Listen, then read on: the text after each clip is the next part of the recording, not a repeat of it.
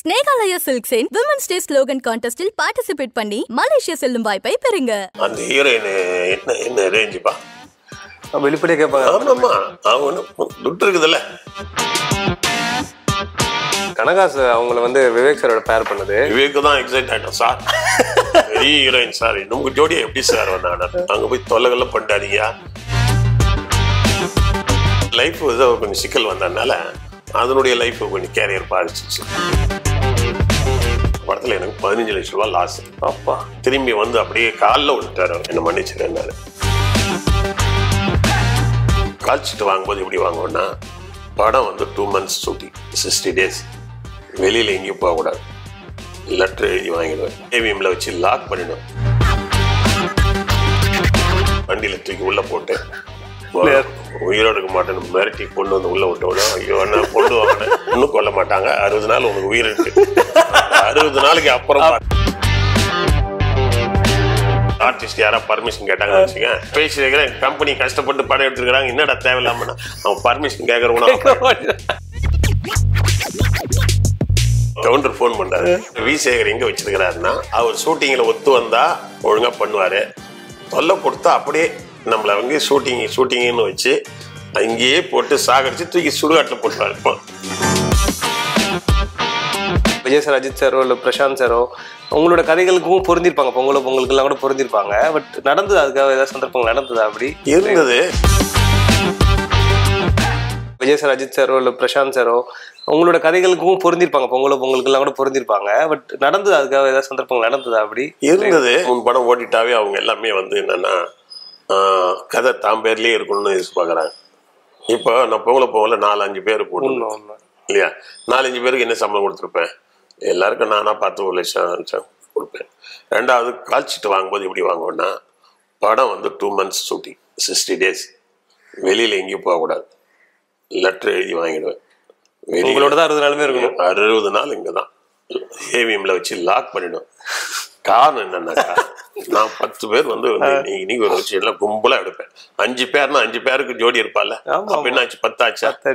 அப்ப 10 பேர் வச்சு நான் ஷூட்டிங் எடுக்கும்போது, இப்போ நான் ஒரு சொல்றேன், டேய் நம்ம ஃப்ரெண்ட்ஸ் எல்லாம் வந்துருங்கடா, நம்ம ஆளுங்களாம் லவர்ஸ் எல்லாம் வரப்போற ஆளுங்க அப்படின்னா, அப்ப 5-10 பேரும் ஒன்னா சேர்றதா சீனு.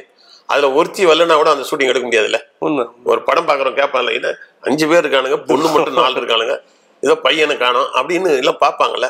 அதனால அந்த மாதிரி கும்பலா வச்சு எடுத்ததுனால ஒருத்தனும் போகக்கூடாது, எழுதி வாங்கிடுவேன், நேரம் உள்ள கொண்டு வந்துட்டு லாக் காலை சாப்பாடு மதியம் எல்லாமே உண்டு. இது கொஞ்சம் அதுக்குள்ளேயும் நம்ம கிண்டல் வந்து விவேக் சொல்ல, நான் வந்து சார் உன் படத்துல கவுண்டமணி நல்லா நடிச்சிருந்தாரு, நல்ல படம் ஓடிச்சு, நம்ம சரளா நடிச்சிருந்தா ஓடிச்சு, வடிவேல் நடிச்சா ஓடிச்சு, அதனால எனக்கு வந்து அவ்வளோ தூரம் வந்து நான் நடிச்ச படங்கள் 100 daysலாம் ஓடலை. விசேஷத்தை போனோம்னா ஒரு சான்ஸ் பிடிச்சி உள்ள நுழைஞ்சிட்டோம்னா நமக்கு ஒரு நிறைய காமெடி படமா கிடைக்கும்னு நினைச்சு வந்தேன். ஆனா நீ ஒரு ஜெயில் சார், நீங்க தூக்கி ஏவிஎம்ல உள்ள போட்டு, நாங்கெல்லாம் 10 நாள் 5 நாள் தான் கால்ச்சிட்டு கொடுப்பேன். பாலச்சந்திர சார் தான் அவர் வந்து நாங்கெல்லாம் 10 நாள் கேட்பாரு, 5 நாள். நீங்க நான் 60 நாள் எழுதி வாங்கிறீங்க, 2-3 மேனேஜர் 2 பேர் போட்டீங்க, வெளியிலே போகக்கூடாதுட்டீங்க, 1க்கு 2 இங்கே தான் இருக்கணும்னு, இங்கேயே சாப்பாடு எல்லாம் எது கேட்டாலும் வாங்கி கொடுத்துருவேன். ஜெயில் மாதிரி பண்ணிட்டேன் சார், ஆனா உள்ள வந்து என்ன தேத்தி விட்டுருவீங்களா சார்? கிண்டல் அடிப்பாரு. என்னடா அவர் ஒருத்தர் சொல்லுவான், சார் நாங்க ஒரு 1/2 மணி நேரம் வெளியில போயிட்டு வரட்டுமே. உடனே விவேக் சொல்லுவான், என்ன சார்லி எங்க போனோம்? இந்த மாதிரி ஏதோ வெளியில போயிட்டு வரல. டேய் இங்க ஜெயிலுக்கு வந்துட்டு எப்படா வெளியில போவேன், நீ இதெல்லாம் முன்னே தெரிஞ்சு வரவே கூடாதா, நான் தான் ஒருத்தர் இருக்கிறானே அப்படின்னு இப்படியே கிண்டல் அடிப்பாங்களே. அந்த மாதிரி ஏன்னா அப்படி பண்ணாதான் என்னால வந்து இது பண்ண முடியும். இல்லைன்னா இப்போ வந்து மார்க்கெட்ல பிஸியா இருக்காங்கன்னு வச்சுக்க, அவங்கள போட்டோம்னு வச்சுக்க, அவங்க என்ன பண்ணுவாங்கன்னா, அவங்க கால்ச்சிட்டு எங்கேயாவது ஒரு ஷூட்டிங் காஷ்மீர்ல வச்சிருப்பாங்க, நான் ஒரு 5 நாள் கேட்பாங்க, நான் கொடுத்துருவேன். காஷ்மீர்ல திடீர்னு மழை பெய்யும், வெயில் காயும், ஷூட்டிங் கிளைமேட் மாறும், அவங்க ஒரு 15 நாள் எக்ஸ்டெண்ட் பண்ணிட்டாங்கன்னா அந்த ஒரு ஆள் வரலன்னா நான் என்ன ஆகுறது? கரெக்ட். ஏன்னா எனக்கு ஒரு எக்ஸ்பீரியன்ஸ் இருக்கு. பொன்னாட் சுனாகர் படத்துல வந்து இவர் நடிச்சுப்பார், குமரி முத்தன் வந்து ஒரு நல்ல ஒரு டிராமா. உங்களுடைய கம்பெனி எல்லா படத்துலயும் நீங்க ஆரம்பத்துல உங்களோட பல படங்கள் நடிச்சிருக்கிறாரு. அவர் எங்கிட்ட என்ன சொன்னாரு, இந்த மாதிரி மலேசியா 2 நாள் போயிட்டு வந்துடுறேன் கொடுத்தம்பினார், ஏன்னா என் லைஃப் அதில் கொஞ்சம் காசு வந்தானா ஒரு 6 மாசம் ஓட்டுவேன் அப்படின்னாரு. அவர் கிளைமேக்ஸ்ல இருக்கணும், பர்டிகுலரா கெஸ்ட் ரோல் தான் அந்த படத்துல, கிளைமேக்ஸ்ல 2 நாள் இருக்கணும். ஆனால் வந்துருங்கன்னா ஒரு 10 நாள் கேப் இருக்கு, அதில் 2 நாள் போயிட்டு வாங்கன்ட்டு ஊருக்கு போனவர் பாஸ்போர்ட் தொலைச்சிட்டார் மலேசியாவில். பாஸ்போர்ட்டை தொலைச்சி திரும்ப பாஸ்போர்ட் வாங்கி அந்த ஊர்லேருந்து அவர் திரும்பி வர்றதுக்கு கரெக்டாக கிளைமேக்ஸ் வச்சுருக்காரு. எல்லாரும் இருக்காங்க, ஆல் ஆர்டிஸ்ட் இருக்காங்க, ஒரு 24 ஆர்டிஸ்ட். ஆனால் அவர் இல்லை. அப்படியே தள்ளி போட்டதுனால அந்த படத்தில் எனக்கு 15 லட்ச ரூபா லாஸ். அப்பா, அந்த கம்பெனிக்கு என்ன லாபம் கிடைக்கணுமோ அதுவே காலி. திரும்பி வந்து அப்படியே காலில் விழுந்துட்டார் அவர். தம்பி, நான் இந்த மாதிரி என்னை மன்னிச்சிருந்தாரு. நான் மன்னிக்கிறது ஒன்றும் இல்லை, 1 வருஷம் கஷ்டப்பட்டு எல்லா ப்ரொடியூசருக்கும் அந்த லாஸ் போயிடுச்சு. அடுத்தது சொல்லிட்டேன், நான் ரொம்ப சாஃப்டானவன், எல்லாருக்கும் வந்து ரொம்ப மென்மையாக பேசுவேன். ஆனால் இனிமேல் நான் மென்மையாக பேசுவேன், எல்லா இடத்துலையும் பேச மாட்டேன். சில இடத்துல ஹிட்லராக தான் இருக்கணும் அப்படின்ட்டு 2 மேனேஜரை குண்டா போட்டு வெளியே போட்டு மேனேஜர் என்ன பண்ணுவது, ஒரு ஆர்டிஸ்ட் யாராவது பர்மிஷன் கேட்டாங்கன்னு வச்சுக்க, இவன் நைஸா சொல்லியிருக்கேன், நானே சொல்லி விட்டேன். நீக்கும் பாருங்க எவ்வளவு சாஃப்டான ஆளு. நானே சொல்லிட்டே அப்படி ஏதாவது பண்ணாங்கன்னா லைட்டா ஒரு கதை குரல் கொடுத்தா வேற மாதிரி பண்ணி அந்த நேரம் பார்த்து இவன் யாரா ஒரு நாட்டி பேசிருக்கிறேன். கம்பெனி கஷ்டப்பட்டு படம் எடுத்துருக்காங்க, என்னடா தேவையில்லாம அவன் பர்மிஷன் கேட்கறவனா என்னடா என்னப்பா அந்த மேனேஜர் இப்படி பேசுறான் எங்க அவங்க கிடக்குறான். நீ இப்போ உங்களை போய் நீங்களா நீ சின்சியர்ன்ட்டு அப்படி தட்டி விட்டாரு. இல்லைன்னா நான் உண்மையிலேயே இந்த தினி படம் எடுக்க முடிஞ்சதே காரணம்னா கதை வசந்தத்துல மட்டும் இல்லை, இந்த டீம் மேனேஜ்மெண்ட் சார். நான் ஏன் முக்கியமா கேட்கறேன்னா, உங்களுடைய படங்கள் எதுவும் கிளைமேக்ஸ் கடைசி காட்சி அப்ப குறைஞ்சது அந்த ஃப்ரேம்ல 15 பேர் 10 பேர் இருப்பாங்க எல்லா படங்கள்லயுமே. ஸோ நீங்க அவ்வளவு பேர் த்ரூ அவுட் படங்களையும் வந்திருப்பாங்க. இத்தனை ஆர்டிஸ்ட்டை எப்படி இவரால் இவ்வளோ படங்களை இயக்க முடிஞ்சது பல பேரோட வியப்பு. ஏன்னா இப்போ எல்லாருமே அந்த மேனேஜ்மெண்ட் ஸ்கில் ஒரு இயக்குனருக்கு ரொம்ப ரொம்ப தேவை. அது நீங்க இவ்வளோ பேர் ஹேண்டில் பண்றதுன்றது சாதாரண விஷயம் ஒன்றும் இல்லை. போங்களே எனக்கு நடந்தது. விக்னேஷ் ஃப்ரீயா இருக்கிறேன்னு சொல்லி என்கிட்ட பல தடவை வந்து சான்ஸ் கேட்டேன். நான் ஏதாவது ஒரு படத்தில் கொடுக்கணும்னா, ஆனால் 60-70 நாள் வெளியில் போகக்கூடாது சரின்ட்டு இதில் கும்பலில் போட்டேன். அவன் திடீர்னு என்ன பண்ணிட்டான், வேற ஏதோ ஒரு படம் அவனுக்கு வாய்ப்பு வந்தது. வாய்ப்புனா அவங்ககிட்ட நான் சொன்னேன், இந்த படம் முடிஞ்ச உடனே பூஜை போட்டு வேலை செய்ய சொல்லுங்க. இவன் கொடுத்துட்டான், எனக்கு கேட்காம கொடுத்துட்டு ஷூட்டிங்கு 10 நாள் போயிட்டான். இவங்க ஷூட்டிங்கில் அந்த விக்னேஷ் கொஞ்சம் 5 பேரில் கொஞ்சம் மெயினான பையன், ஜோடி சங்கீதா பார்த்தா திடீர்னு அவன் காணும், உடம்பு சரியில்லைன்ட்டு. ஒரு மேனேஜர் வந்து என்ன சொன்னார், சார் வேற ஒரு இடத்துல ஷூட்டிங் நடிச்சிருக்கிறான், உடம்பு சரியில்லைன்னு சொல்லிட்டான். உடனே எனக்கு ரொம்ப ஆத்திரம் வந்துச்சு. நம்ம ப்ரொடியூசர் கூப்பிட்டேன், மேனேஜர் தூக்கி போடு, 4 ரவுடிங்களை போடுவோம், நேராக போங்க. அவங்க போனாங்க, ஷூட்டிங் ஓரமாக நின்றுட்டு வேற யாராவது ஒருத்தர் படம் பண்ணுறதுக்காக அவரை கூப்பிட்டுதா. விக்னேஷ் அவர்களை சொல்றீங்க? விக்னேஷ் அவன் தனியை கூப்பிட்டு வண்டியில் தூக்கி உள்ளே போட்டு உயிரோடு இருக்க மாட்டேன்னு மிரட்டி கொண்டு வந்து உள்ள விட்டோன்னா, ஐயோ என்ன கொண்டு வாங்கினேன், என்ன கொண்டு வாங்கினேன். ஒன்றும் கொல்ல மாட்டாங்க, 60 நாள் உனக்கு உயிர் இருக்கு, 60 நாளைக்கு அப்புறம் பார்த்து இறங்கி விடு.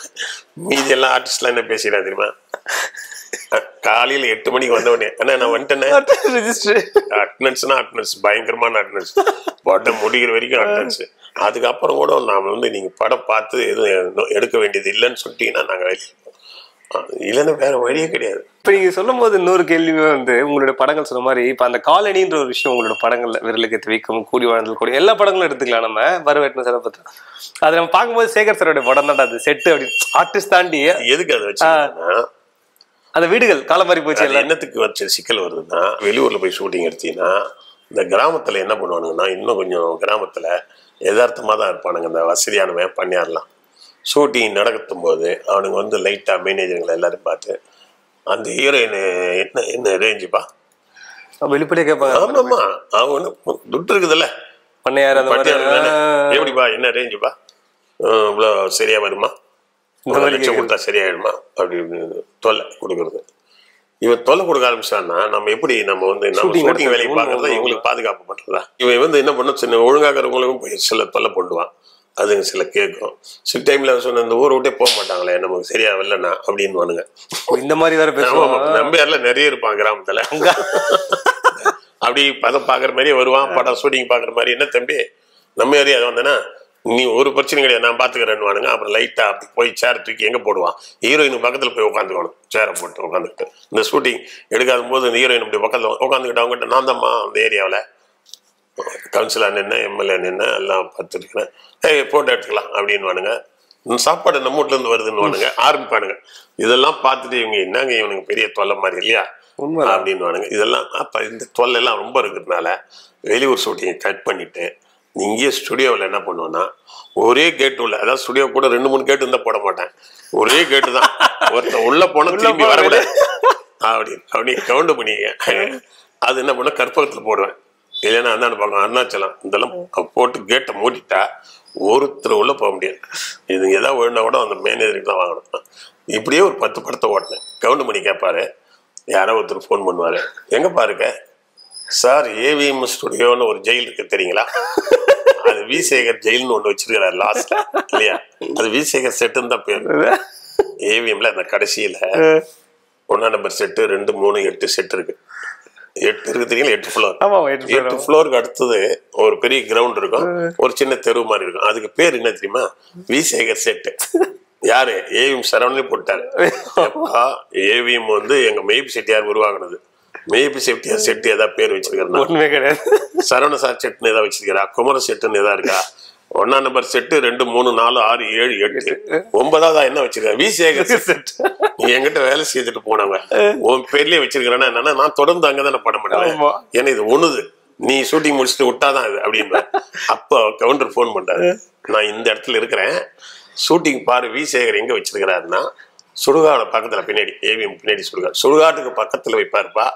அவர் ஷூட்டிங்ல ஒத்து வந்தா ஒழுங்கா பண்ணுவாரு, தொல்லை கொடுத்தா அப்படியே நம்மள வந்து ஷூட்டிங்னு வச்சு அங்கேயே போட்டு சாகடிச்சு தூக்கி சுடுகாட்டுல போட்டுவாரு. அதனால பக்கத்துல சுடுகாடு இருக்குது, அதுக்கு பக்கத்துல தான் ஷூட்டிங். வி சேகர் கிட்ட நடிச்சுட்டு நீ தம் கட்டி வந்துட்டீன்னா பெரிய ஆள், இல்லைன்னா நீ வந்து கோடம்பாக்கம் சுடுகாடு தான் அப்படின்னு கிண்டல் அடிப்பாரு அவர். ஏன்னா பக்கத்துல அது இருக்கு. பக்கத்துல கேட்டார், என்னப்பா அதான பார்க்க புகையா வருதுன்னா, ஏன் அதான சுடுகாடு, சுடுகாடுக்கு பக்கத்துல ஷூட்டிங் வைக்கிற ஒரு ஆள். நான் அப்புறம் பொண்ணாரு கத்துக்கல சுடுகாட்லயே ஷூட்டிங் வச்சுட்டேன். சொன்னார்ப்பா இவரு ஏவிஎம்ல ஏதுக்கு வைக்கிறேன் நான் கிண்டல் பண்ணேன். கடைசியில கொண்டு வந்து சுடுகாட்லயே ஷூட்டிங் வச்சுட்டேன். எங்க நான் அந்த சுடுகாட்லயே ஷூட்டிங், யார் ஒன்னா இருக்கிறதுக்கு படம் வந்து அது சுடுகாட்டுல அழுகுறாருல, அதெல்லாம் சுடுகாட்லயே வச்சு கொடுத்தேன். நிஜத்துலயும் எடுத்தீங்களா? ஆமா, இல்ல வேற என்ன, எங்க அந்த மாதிரி இதெல்லாம் கிடைக்கும், 1, 2 கிடைக்கும், மீதெல்லாம் சிலது ஷார்ட் காமிக்கம்ல. இப்படித்தான் வந்து காலனி செட்டப் வந்து அந்த மாதிரி காலனி என்னுடைய சௌகரியத்துக்காக வேற வழி இல்லாம அது பண்ண.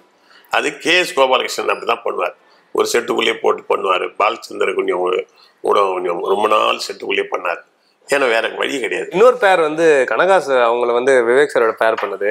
அந்த டைம்ல அவங்க கொஞ்சம் நடிக்கிறது குறைச்சிட்டாங்க, அதுக்கப்புறமா படங்கள் பண்ணல அவங்க. ஸோ அவங்கள அந்த மாதிரி கேஷ் பண்ணது, அந்த ஐடியா எப்படி அமைஞ்சது இருந்தது? அவங்களாம் பெரிய ஆளுங்க. அவங்க அம்மா வந்து அவங்க தான் டேட்ஸ் பார்த்துட்டு இருந்தாங்க அவங்க. ஆமா, கனகா அவங்க அம்மாலாம் வந்து மிகப்பெரிய பெரிய ஹீரோயின். அப்புறம் நான் தான் ஃபோன் பண்ணி கேட்டேன், பொண்ணு நடிக்கிறது இல்லை இப்போல்லாம், கொஞ்சம் வீட்டில் தான் ரெஸ்ட் எடுக்குதுன்னாங்க. அது நல்ல ஆர்டிஸ்ட் தானே அப்படின்னு. நானா போய் நேராக போய் பேசி, நீங்கள் நடிக்கிற எல்லாம் நான் அவங்களுக்கு கதாபாத்திரம் கூட யாரெல்லாம் அதெல்லாம் விட்டுருங்க, எம்ஜிஆர் இல்லையா சிவாஜி இல்லைலாம் கேட்கக்கூடாது, ரஜினி கமல்லாம் கேட்கக்கூடாது. நாங்கள் தான் ரஜினி கமல்லாம், டைரக்டர் தான், நான் டைரக்டரு, வியாபாரம், அவ்வளோதான். இதில் ஒன்றுமே இல்லை. நடித்தா படம் நல்லா போகணும், சரி சார் நம்பிக்கை இருக்குன்னு வந்தாங்க. அந்த பொண்ணுங்க நல்லா கோஆப்ரேஷன் பண்ணாங்க. அந்த பழைய ஆர்டிஸ்ட்டு அவங்க பசங்கன்னா அவங்க நடிப்பு கொடுக்குற முக்கியத்துவம் அதிகம். அந்த படத்துல நல்லா பண்ணிடுவாங்க. விவேக் சார் அப்பதான் அவருக்கான ஒரு லைம் லைட் வந்துட்டு இருக்காரு, அப்பப்ப அடுத்து படங்கள் பண்றாரு. ஸோ அவங்க அதுக்கு அவங்க எதுவும் அப்ஜெக்ஷன் எதுவும் சொல்லல. விவேக் தான் எக்ஸைட் ஆயிட்டோம் சார், பெரிய ஹீரோயின் சார், நமக்கு ஜோடியா எப்படி சார் வந்தாங்க, அங்க போய் தொல்லைகள்லாம் பண்ணிட்டாதீங்க புரியுதா, உங்க குசும்பு வேலையெல்லாம் பண்ணி பாதியில ஓடிட்டு போகுதுங்க, அப்புறம் எனக்கு ரொம்ப தொல்லையா போயிடும். ஒண்ணு நான் குசும்பு தானம் பண்ணி ஏதாவது சிக்கல் வந்தா பரவாயில்ல, நீங்க பண்ணி நான் சமாதானம் பண்ணிட்டு இருக்க வேண்டியதான்.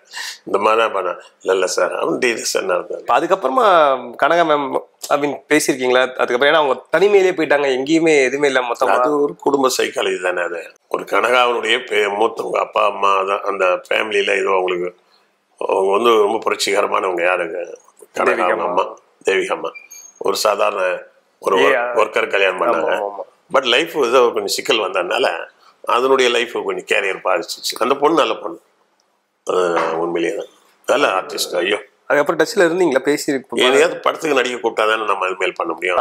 இல்லைன்னா என்ன நான் எப்படி இருக்கீங்க என்னன்னு நல்ல மரியாதை கொடுப்பாங்க.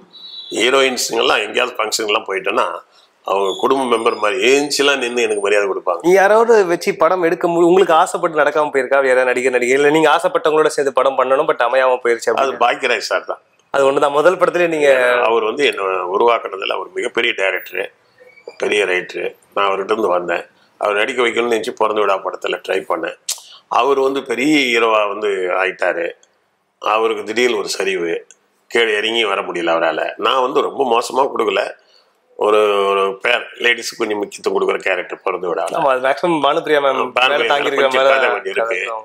அது கொஞ்சம் இன்னும் கொஞ்சம் அப்படின்னா கதை கலர் மாறிடுமா சார், வேற அப்புறம் பார்க்கலான்னா அப்புறம் சந்தர்ப்பம் மாறி போச்சு.